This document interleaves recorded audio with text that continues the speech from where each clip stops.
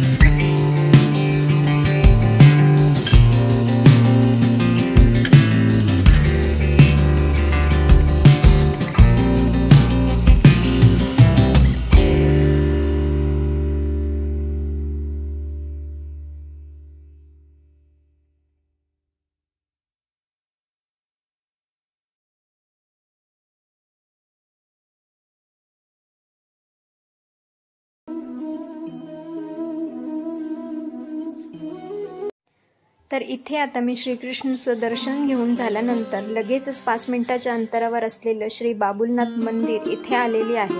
बाबुलनाथ मंदिर हे मुंबई भारतातील एक प्राचीन शिवमंदिर आहे। गिरगाव चौपाटीजवळ एका छोट्या टेकडीवर असलेले हे शहरातील सर्वात जुन्या मंदिरांपैकी एक आहे। बाबुल वृक्षा देवाच्या रूपातील शिव हे या मंदिरातील मुख्य देवता आहे. विश्वासू लोक मंदिरात चढून शिवलिंगाचे दर्शन घेतात आणि परमेश्वराचा आशीर्वाद घेतात. मंदिरापर्यंत लिफ्टनेही जाणे शक्य आहे. वार्षिक महाशिवरात्रीत उत्सवात लाखो भाविक मंदिरात भेट देण्यास येतात. मुंबईमध्ये असलेल्या अनेक शिव मंदिरांपैकी एक असलेले रम्य आणि देखणे शिवालय म्हणजे बाबुलनाथ. मालाबार हिल टेकडीवर असलेले हे प्राचीन शिव मंदिर म्हणजे मुंबईचा ऐतिहासिक वारसा. मंदिराकडे जाण्यासाठी लागणारे प्रवेशद्वार अतिशय सुंदर आहेत. प्रवेशद्वारावर सुंदर नक्षीकाम केले आहे. वर चढून गेल्यावर मंदिराचा मोठा सभागृह लागतो. सभागृहाचे खांब आणि मंदिर अतिशय सुंदर असून नक्षीकाम भरलेले आहे. अनेक देवदेवतांच्या मूर्ती मंदिराच्या खांबावर कोरलेल्या आहेत. मंदिराच्या मुख्य गाभाऱ्यात प्रवेश केल्यावर बाबुलनाथ येथे शिवलिंग दिसते. या शिवलिंगवर सतत दही व दुधाचा अभिषेक सुरू असतो. हे तीर्थ गोमुखातून बाहेर पडते आणि ते घेण्यासाठी भाविकांची सतत झुंबड उडत असते. या मंदिराची स्थापना 1806 साली करण्यात आली होती. सुरुवातीला या मंदिरात फक्त शिवलिंगची स्थापना केलेली होती. हे मंदिर भारताचं नव्हे तर भारतसह जगभरात प्रसिद्ध आहे. अनेक विदेशी पर्यटक ह्या मंदिराला भेट देतात. या मंदिरात मराठी शैलीच्या वास्तुकलेचा वापर करून अनेक शिल्प बनवलेली आहेत. पश्चिम रेल्वेवरील ग्रँड रोड किंवा चर्नी रोड या स्थानकावरून बाबुलनाथ मंदिराकडे जाता येते. समुद्राची गाज, खळखळणाऱ्या लाटा, भणभणणारा वारा अशी सुरेल मैफिल अनुभवण्यासाठी मी गेले गिरगाव चौपाटीला. इस्कॉन टेम्पल आणि बाबुलनाथ मंदिर इथले दर्शन घेऊन मी सरळ गेले ते म्हणजे गिरगाव चौपाटी. तुम्ही जर गिरगाव चौपाटीला येत असाल तर तुम्ही नक्कीच विंटर मंथ्स म्हणजेच नोव्हेंबर टू फेब्रुवारी या पिरियडमध्ये येऊ शकता. तेव्हाचं वातावरण हे प्लीझंट कूलर टेम्परेचर असतं. लोअर ह्युमिडिटी असते आणि ते कम्फर्टेबल खूप होतं जेव्हा आपण बाहेर निघतो. खूप ऊनही नाही आणि खूप थंडीही नाही.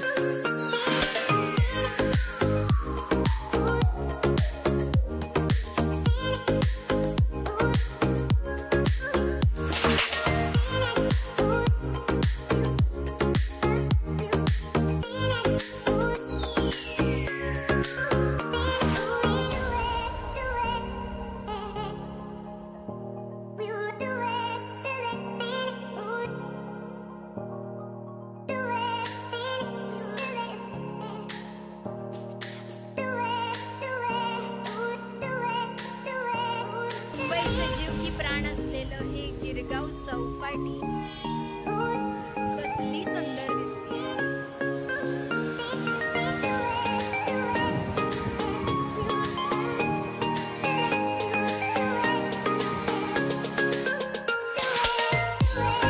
तर मंडळी, हा ब्लॉग येईपर्यंत नवीन वर्ष झालेलं असेल तर माझ्याकडून व माझ्या परिवाराकडून तुम्हा सर्वांना नवीन वर्षाच्या खूप खूप शुभेच्छा. Happy new year. आणि ही आहे आमची मुंबईची कधीही न संपणारी लोकल ट्रेनची गर्दी. घरी जातानाच प्लॅटफॉर्मवरून गेली ती म्हणजे वंदे भारत एक्सप्रेस. आणि वंदे भारत ट्रेन आपल्या डोळ्यासमोरून जाते आणि आपण हे शूट न करावं असं होऊच शकत नाही. सो मी थोडीशी क्लिप शूट केली आणि ही मी टाकली आहे. सो तुम्ही नक्की बघा.